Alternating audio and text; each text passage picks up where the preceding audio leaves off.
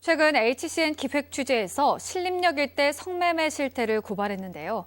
경찰과 구청의 공식적인 입장과 계획을 밝힌 가운데 시민단체들은 보다 세밀하고 강경한 대책을 잇따라 촉구했습니다.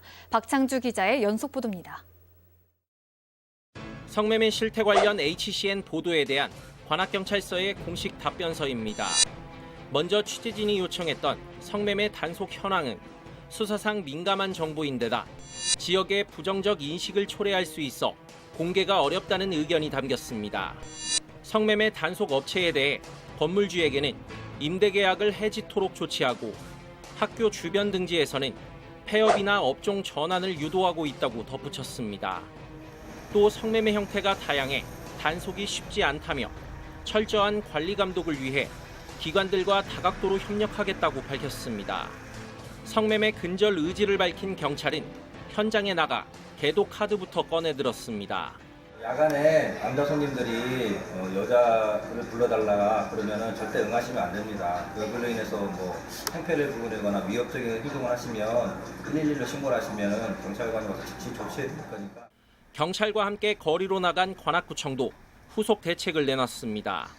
성매매 근절을 위한 기관 공조 체계를 더욱 견고하게 만들겠다고 강조했습니다.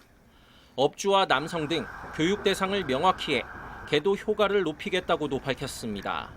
성매매 근절을 위한 정책 사업을 확대하겠다는 게 관악구의 주된 구상입니다. 지역 주민들도 이 문제의 심각성을 같이 공유했을 거라고 생각합니다. 특히 이제 성매매와 직접적으로 연관이 있는 지역에 관련된 업소들, 사업주들 대상으로 교육과 간담회 등 좀 더 적극적인 행정을 실시할 계획입니다. 보다 더 이제 그 사업 대상을 영역을 넓혀갈 계획입니다. 그럼에도 우려의 시각은 여전합니다.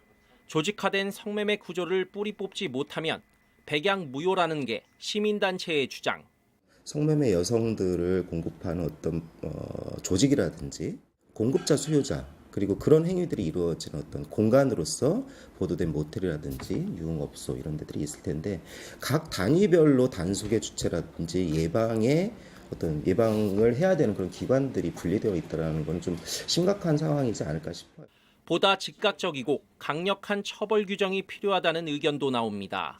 성매매로 번 돈을 몰수하는 등 기존 법률 규정을 판결에 적극 적용하고 단계별 행정 처분은 적발 즉시 영업장 폐쇄로 강도를 높이자는 주장입니다. 합법적인 영업을 하는 것처럼 가장해놓고 실질적으로는 성매매를 알선하고 함으로써 영업이익을 극대화하는 방식인데 그 등록한 영업 형태로만 영업할 수 있도록 관리 감독을 철저하게 해야 된다. 그리고 그 성매매 영업이 일어났을 때는 그 영업장을 폐쇄하도록 강력한 조치를 취해야 된다. 주택가 골목까지 파고든 것으로 드러난 성매매는 오피스텔 등 각종 형태의 숙소나 온라인 채팅 앱을 통해 기형적으로 진화하고 있습니다. 성매매 주체와 대상이 점차 보이지 않는 곳으로 숨고 있는 가운데 기관들의 각종 후속 대책들이 제 효과를 낼지 지켜볼 일입니다. HCN 뉴스 박창주입니다.